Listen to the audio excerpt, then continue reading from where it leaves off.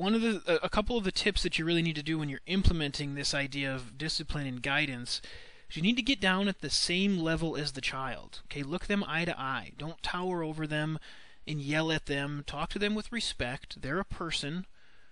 Okay, if your friend did something to you that was against one of the expectations or rules that maybe you've laid out in your relationship with your friend, you probably wouldn't yell and scream at them. Okay, you'd probably say, "Look, I can't believe you did this to me." Wow. You would talk to them with some kind of respect. I mean, maybe it depends on the situation, but I think you get the idea I'm trying to illustrate.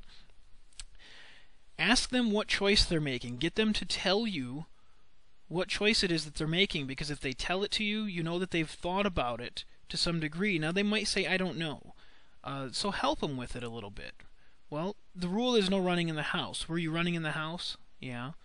So you were making the choice to run in the house? Yeah. And you were making the choice to break the rules, right? Yeah. Okay, are those good choices or bad choices? And get them to answer. Make a conversation out of this. Guidance is often a conversation. Yes, I was making a bad choice. Okay, well, what do you think a better choice would have been? And maybe they don't know. I mean, they are kids, so you can offer them an alternative choice to make. Okay, well, a better choice would be walking your feet through the house, right? Because the hardwood floor is slippery, and if you're running, you could get hurt. And I don't want you to get hurt. And I think you don't want to get hurt either.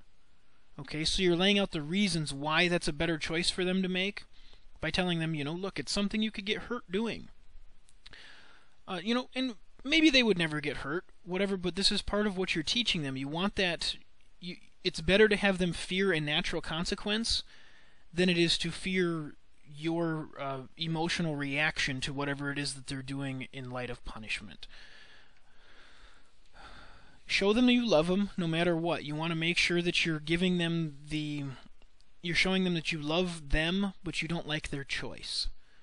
Okay, that's a very important distinction. If they learn that they are different than their choices, it's a very good thing, because it means it's okay to make mistakes. And it's not going to affect them personally. They're not going to take it personally when they make a mistake. They're going to see it as an opportunity to do better next time.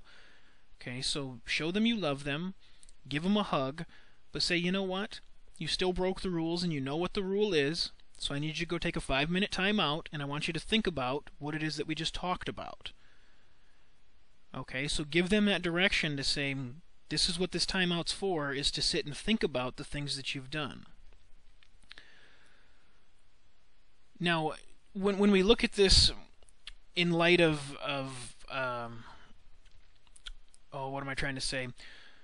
When we look at this in light of extremely negative behavior in children, okay, if your children are very unruly, chances are you just made some basic parenting mistakes. I mean, the kids don't come with instruction manuals. I was in that position where I didn't know what to do to parent my son, and and education wasn't even the first thing on my mind about it. It was like, I guess I'll just have to figure this out as I go. And when I learned some of the resources out there and whatnot, I went, wow. So if you try to implement this technique right away and you have severe child behavior problems, it might take a very stern approach, but you need to make sure you're including that guidance, and it may take grabbing them and putting them back in a timeout seat. If they get up 100 times, it may take putting them back there 100 times, but you need to make sure you're including that guidance and the discipline and not be emotionally reactive to what it is that they're doing. Now, I want you to congratulate yourself. And this is a big deal, seriously, because if you're taking steps, if you're at this video, it's because you were searching for some different parenting ideas. That means you just took positive steps to get clear on how to really be effective in shaping your child's life in a positive way. And that's a big deal. There's not a lot of parents out there doing that. I want you to think of how your positive parenting techniques will likely affect your child's how your child parents his children when he grows up. Sorry, I can't read that one. So the basic idea, your child will have learned how to be a more loving and positive parent by how you have parented him or her.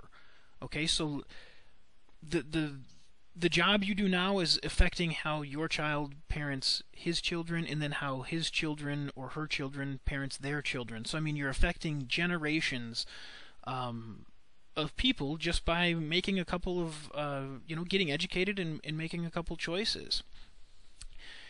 Make no mistake about this, you're definitely ahead of most parents.